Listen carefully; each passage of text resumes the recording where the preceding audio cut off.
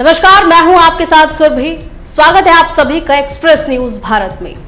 और आज हम बात करेंगे उस मुद्दे की जो आज देश के करोड़ों युवाओं और उनके परिवारों की सबसे बड़ी चिंता बन चुका है। महंगाई, पढ़ाई और बेरोजगारी। एक मां अपनी गहने बेच देती है और एक पिता अपनी पूरी जिंदगी की बचत बच्चों की पढ़ाई पर लगा देता है। कोई जमीन बेच देता है, कोई बैंक से एजुकेशन लोन ले लेता है, सिर्फ इसलिए कि उनका बेटा या बेटी पढ़ लिख कर एक अच्छी नौकरी पाए और परिवार का भविष्य सुरक्षित हो जाए। लेकिन अगर लाखों रुपए खर्च करने के बाद भी नौकरी ना मिले तो आखिर युवा जाए तो जाए कहां? तो चलिए इसे बिल्कुल आसान भाषा में समझाते हैं। मान लीजिए एक बच्चा 12वीं पास करता है। अगर वो किसी सरकारी कॉलेज में दाखिला लेता है तो फीस अपेक्षाकृत कम होती है, लेकिन अगर उसे निजी कॉलेज में पढ़ना पड़ जाए तो तस्वीर पूरी तरह बदल जाती है। आज देश के कई निजी इंजीनियरिंग कॉलेजेस में 4 साल की पढ़ाई पर 8 से 20 लाख रुपए तक का खर्च आ जाता है। प्राइवेट मेडिकल कॉलेज में यह खर्च कई जगह 50 लाख से लेकर 1 करोड़ रुपए या उससे भी ज्यादा तक पहुंच जाता है।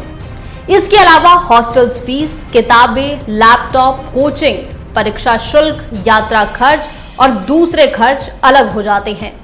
यानी एक मध्यम वर्गीय परिवार के लिए बच्चे की पढ़ाई अब सिर्फ शिक्षा नहीं बल्कि एक बड़ा आर्थिक निवेश बन चुका है। अब परिवार सोचता है कि चलो आज खर्च कर भी लिया जाए तो कल बच्चा नौकरी करेगा तो सब ठीक हो जाएगा। लेकिन असली संघर्ष यहीं से शुरू हो जाता है, क्योंकि आज लाखों युवा डिग्री लेकर नौकरी की तलाश में हैं। किसी के पास बीए है, किसी के पास बीकॉम है, किसी के पास बीटेक है, तो किसी ने एमबीए किया है, किसी ने पोस्ट ग्रेजुएशन भी की है। लेकिन इंटरव्यू में अक्सर एक सवाल सामने आ जाता है, आपके पास अनुभव कितना है? अब सवाल यह है कि अगर पहली नौकरी ही नहीं मिलेगी तो अनुभव आखिर कहां से आएगा? यानी युवा एक ऐसे चक्र में फंस जाता है जहां उसके पास डिग्री है, मेहनत भी है, सपने भी हैं, लेकिन अवसर बहुत सीमित हैं, यानी कि बेहद कम है। सरकारी आंकड़ों के मुताबिक 2025 में 15 से 29 साल के युवाओं में बेरोजगारी दर 9.9% दर्ज की गई। शहरों में यह दर 13.6% रही, जबकि ग्रामीण इलाकों में यह 8.3% रही। यानी हर 100 युवाओं में लगभग 10 युवा नौकरी की तलाश में थे, लेकिन उन्हें काम नहीं मिला।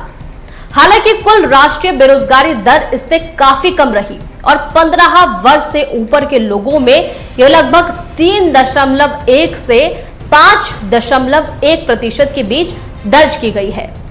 लेकिन युवाओं में बेरोजगारी का स्तर अभी भी चिंता का एक बड़ा विषय बना हुआ है। अब एक उदाहरण से समझाते हैं कि मान लीजिए किसी परिवार ने अपने बच्चे की पढ़ाई पर 15 लाख रुपए खर्च कर दिए। पढ़ाई पूरी भी हो गई, डिग्री मिल भी गई है, लेकिन नौकरी नहीं मिली है। अगर पढ़ाई के लिए लोन लिया गया था तो ब्याज बढ़ता रहता है, ईएमआई भी शुरू हो जाती है, परिवार पर आर्थिक दबाव बढ़ने लग जाता है और धीरे धीरे यह आर्थिक दबाव मानसिक दबाव में तब्दील हो जाता है। लेकिन क्या समस्या सिर्फ बेरोजगारी है? तो इसका जवाब है नहीं। एक बड़ी समस्या है स्किल गैप, यानी पढ़ाई और उद्योगों की जरूरत के बीच का एक बड़ा अंतर।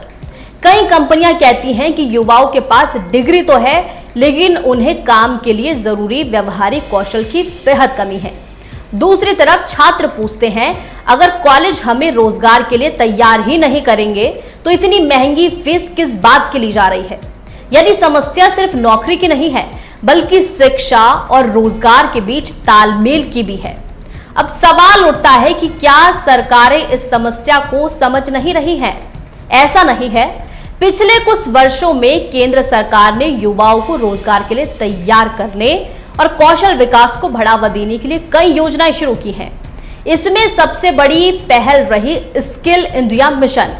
इसके तहत शुरू की गई प्रधानमंत्री कौशल विकास योजना के जरिए युवाओं को विभिन्न क्षेत्रों में प्रशिक्षण देने का लक्ष्य रखा गया। सरकारी आंकड़ों की माने तो इस योजना के तहत अब तक 1.6 करोड़ से ज्यादा युवाओं को प्रशिक्षण और प्रमाणन दिया जा चुका है। इसके अलावा कई कार्यक्रमों के जरिए युवाओं को उद्योगों में काम का अनुभव दिलाने की कोशिश भी की गई है, ताकि पढ़ाई और रोजगार के बीच की दूरी कम हो जाए। नई शिक्षा नीति के माध्यम से भी पढ़ाई को ज्यादा व्यवहारिक और कौशल आधारित बनाने पर भी जोर दिया जा रहा है। अब आते हैं उस सवाल पर जो अक्सर पूछा जाता है, क्या 2014 के बाद बेरोजगारी बढ़ी है या घटी है? सरकार का कहना है कि पिछले वर्षों में रोजगार के अवसर बढ़े हैं और बेरोजगारी दर में कमी आई है। 2025 के सरकारी आंकड़ों की माने तो युवाओं की बेरोजगारी दर 2024 के मुकाबले थोड़ी कम हुई है, लेकिन दूसरी ओर अर्थशास्त्रियों और विशेषज्ञों का मानना है कि आबादी और पढ़े लिखे युवाओं की संख्या जितनी तेजी से बढ़ रही है, उतनी तेजी से अच्छी और स्थायी नौकरियां नहीं बढ़ पा रही हैं। यानी बहस सिर्फ बेरोजगारी दर की नहीं है, बहस इस बात की भी है कि जो नौकरियां बन रही हैं, क्या वे युवाओं की पढ़ाई और योग्यता के अनुरूप हैं भी या नहीं। आज देश में लाखों युवा सरकारी नौकरियों की तैयारी कर रहे हैं। एक पद के लिए हजारों और कई बार लाखों आवेदन आ जाते हैं। कई प्रतियोगी परीक्षाओं के परिणामों में देरी हो जाती है, भर्तियां वर्षों तक अटकी रहती हैं और इसी बीच युवाओं की उम्र बढ़ती चली जाती है। तो क्या समाधान सिर्फ सरकारी नौकरी है? तो शायद नहीं। आज का समय सिर्फ डिग्री का नहीं बल्कि स्किल्स का भी है।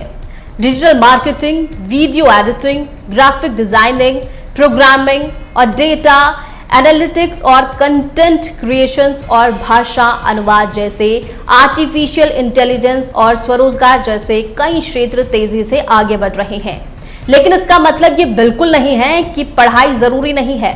पढ़ाई आज भी जरूरी है, डिग्री आज भी जरूरी है, लेकिन सिर्फ डिग्री अब सफलता की गारंटी नहीं रही। आज की दुनिया में डिग्री के साथ कौशल होगा, अनुभव होगा और लगातार सीखते रहने की क्षमता भी उतनी ही जरूरी होनी चाहिए। अब जरा माता पिता के नजरिए से सोचिए कि एक पिता अपनी जिंदगी की कमाई बच्चे की पढ़ाई पर लगा दे रहा है, एक माँ अपनी जरूरतें कम कर दे रही है ताकि बच्चे की फीस समय पर भरी जा सके। उनका सिर्फ सपना एक होता है कि बच्चे का भविष्य सुरक्षित हो जाए। लेकिन जब पढ़ाई पूरी होने के बाद भी नौकरी नहीं मिलेगी तो सबसे ज्यादा दर्द उसी परिवार को होता है जिसने अपने सपनों की पूरी पूंजी अपने बच्चे पर लगा दी होती है। तो आखिर युवा जाए तो जाए कहां? शायद इसका जवाब सिर्फ सरकार, कॉलेज या युवाओं में से किसी एक के पास नहीं है। जरूरत है ऐसी शिक्षा व्यवस्था की जो डिग्री के साथ रोजगार के लिए भी तैयार करे। जरूरत है उद्योग और शिक्षण संस्थानों के बीच बेहतर तालमेल की। जरूरत है नई नौकरियों की और नए अवसरों की, और जरूरत है युवाओं को बदलती दुनिया के साथ नई स्किल सीखने के लिए तैयार करने की। क्योंकि सवाल सिर्फ रोजगार का नहीं है, सवाल करोड़ों सपनों का है। सवाल उन माता पिता की उम्मीदों का है जिन्होंने अपनी पूरी जिंदगी की कमाई बच्चों की पढ़ाई पर लगा दी है। और जब पढ़ाई निवेश बन जाए और नौकरी अनिश्चितता, तो हर युवा के मन में सिर्फ एक सवाल बचता है, आखिर युवा जाए तो जाए कहां?